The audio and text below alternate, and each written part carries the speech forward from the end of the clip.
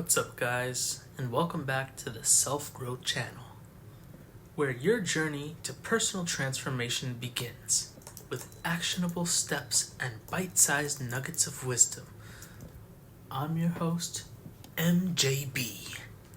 I want to make it clear that the advice given in this video is supposed to be used for educational and informational purposes only, and should not be used as a substitute to professional mental health advice. With that being said, let's get into the content for today.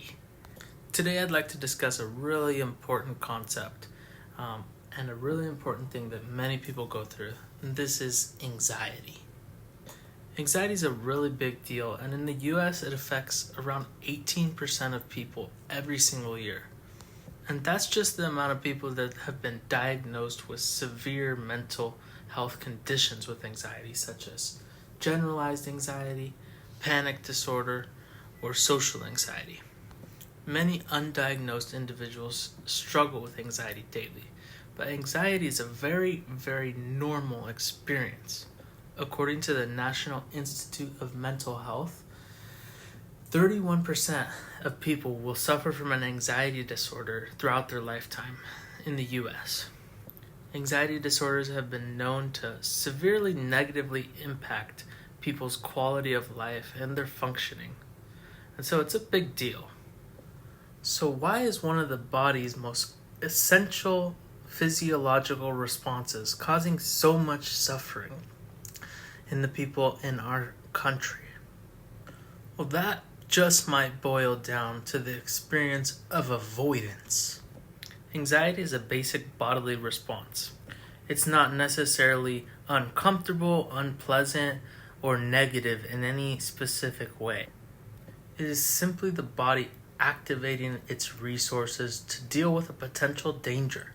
But when those resources are activated and mobilized without the action that would naturally accompany those physiological responses, then people start to experience those changes as uncomfortable. This is where avoidance comes in.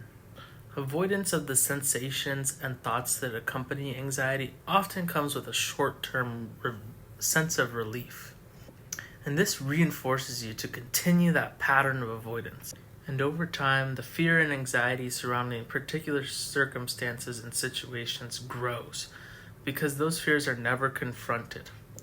Even worse, over time, those avoidance behaviors generalize and start to become a pattern of behavior. For example, a person who initially started to avoid public presentations because of anxiety, eventually they may start to avoid even any public interactions.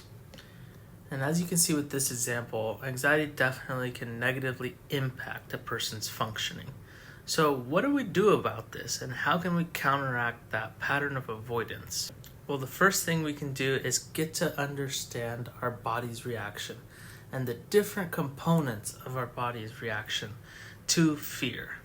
So I'm going to go over the different physical reactions to anxiety, and I'm going to hopefully put more of a positive spin on them so you can see how the body's not actually doing anything bad, that the feeling of anxiety is not dangerous, that your heart palpitations are not going to kill you, and that anxiety is something that you can feel and accept and embrace, and that will be part of your healing process.